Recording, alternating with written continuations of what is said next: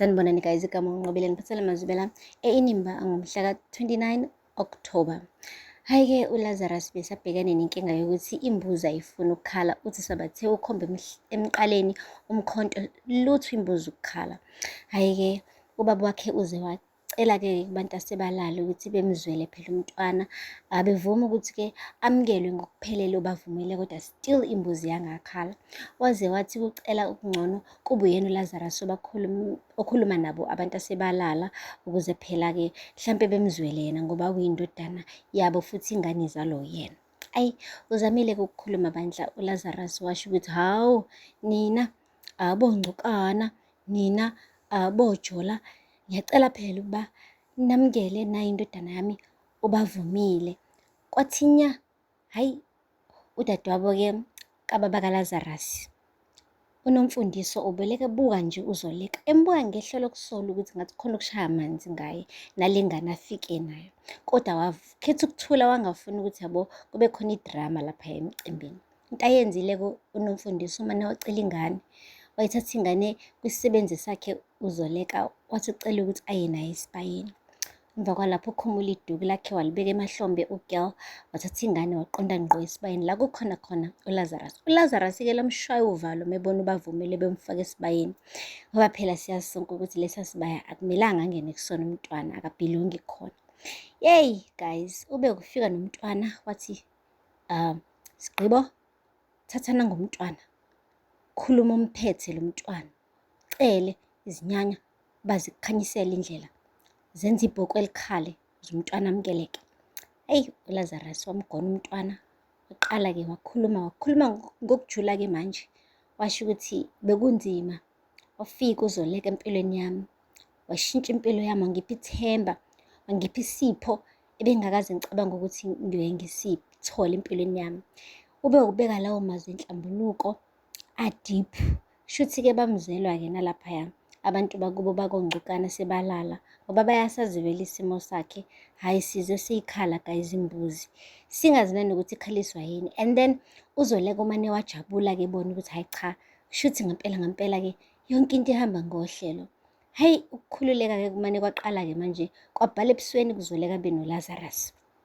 Hhayi-ke baphuma-ke esibayeni, umcimbi waqhubeka, konke kwakuhle kwanjeya, kodwa still uNomfundiso indlela abebuka ngayo uZoleka ibingajabulisi, ngathi bekukhona into ayisolayo.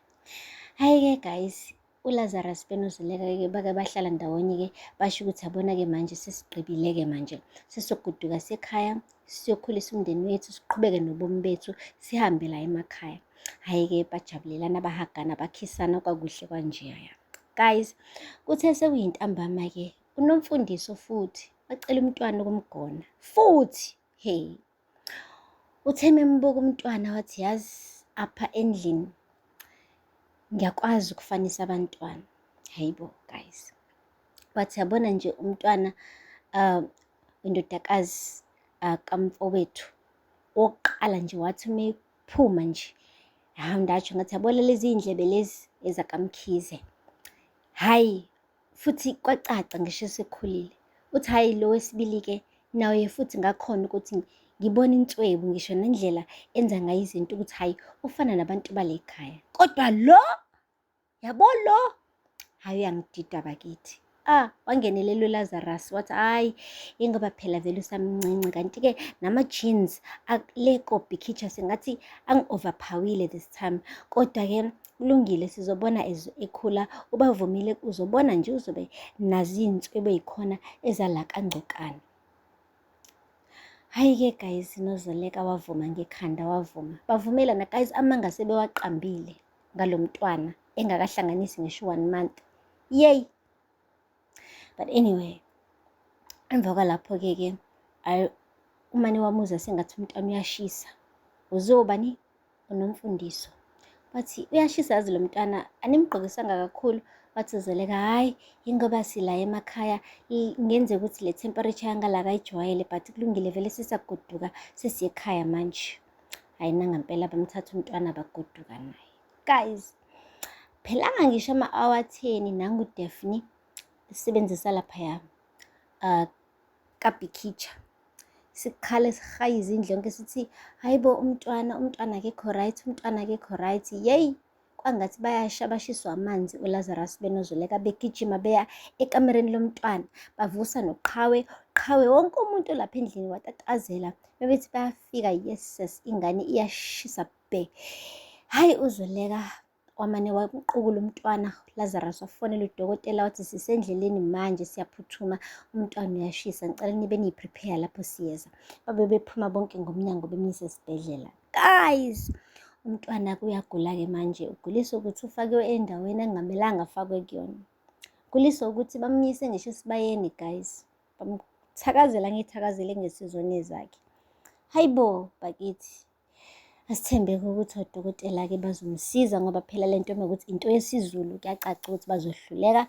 Ebese kuphoqa ukuthi-ke ingane hlampe iyiswe ekhaya layo langampela la izothola khona impepho yayo yangempela eqondene nayo, hhayi iswe ey'bayeni zakongcukana, ingaphilongi laphaya kongcukana. But anyway, akupheli-ke lapho guys. Ngapha-ke eKhusela Tech kumane kwenzeka i-twist ebengingayilindele. Kushuthi-ke namhlanje bekade ku-celebrate uma wethu e-celebrate ukuthi utholile isikhundla sokuba i-CIO. Hhayi impela ubaqumbe phansi bonke ozakwabo and wonke umuntu bekade happy for yena ngaphandle kukaLinda ngoba nawe uLinda bekade esigebhele lesi sihlalo. Hhayi-ke guys, baze bambiza ngokuthi uyi-youngest CIO and naye bese yibona ukuthi impela uwuboss. Hayibo, kuthe kusanjalo kwabe kungena imeseji efonini yakhe eshoyo ukuthi hhayi impela ndoda siyakuncoma, yazi usebenza ngokuzikhandla, umsebenzi namagalelo akho la eKhusela Tech siyawabona. Kodwa-ke bengithanda ukusho ukuthi eyokuba i-CIO siyayihoxisa-ke manje, sesithole omunye ofanelwe yilesi sikhundla. Igama lakhe u-Onga. Guys, ube ukusho nje igama lakhe. Ubhuti-ke ongumawethu wamunca ebusweni cause besise wonke umuntu esazi ukuthi uyena i-CIO. Yeyi guys, baze bamphoxa kabuhlungu umfana omncane bakithi, yazi bamane bamenza waphelelwa ngisho i-motivation yokuqhubeka abuye ezemsebenzini. Kupheli-ke lapho ufikile-ke guys lo bhuti kuthiwa u-Onga ugcwele i-confidence. Hhayi, uyazithemba ubhuti bo. Ushilo kuLazarus ukuthi basuka kude banaye, uyayimisela, uhlakaniphile. Ngampela-ke hhayi cha, buza nakwi-speech asidedelile guys ukuthi hhayi uhlakaniphile ubhuti. Usho kahle ukuthi yena akadingi umuntu uma enenkinga aphuze ukuyibeka, akayilethisa yintsha ukuze isheshe ilungiseke. Washo ukuthi-ke umuntu uma ene-disagreement naye hhayi akanankinga futhi, wonke umuntu unelungelo lokudisagree nomunye, kuphela akamfeyise face to face, angamhlebi ngaphandle. Hey guys, waqede lapho-ke washo ukuthi-ke uzokuphela nje iviki bonke abantu esebazi ngamagama. Ayi, wachazeka-ke noLazarus wabona ukuthi akakhethanga wrong, uhambe kahle impela ngokuthi akhethe lo mfanyana. Ngapha-ke naye uSydney nethimba lakhe babhizi njalo balole iy'khali baya empini bayoqeda ngeKhusela Tech. Kusho kona-ke ukuthi lo bhuti omncane oyi-CIO akazi ukuthi uyifaka kwini.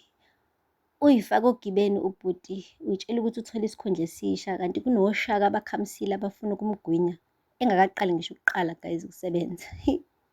Aphela lapho-ke amazwibela namhlanje, ningakhohlwa ukusubscribe and like and comment. Until next time, bye. Sanibonani guys, igama uNqobile niphathele amazwibela eInimba ngomhla ka-29 October. Hhayi-ke uLazarus besabhekane nenkinga yokuthi imbuzi ayifuni ukukhala, uthi sabathe ukhombe emqaleni umkhonto lutho imbuzi ukukhala. Hhayi-ke ubaba wakhe uze wacela-ke kubantu asebalala ukuthi bemzwele phela umntwana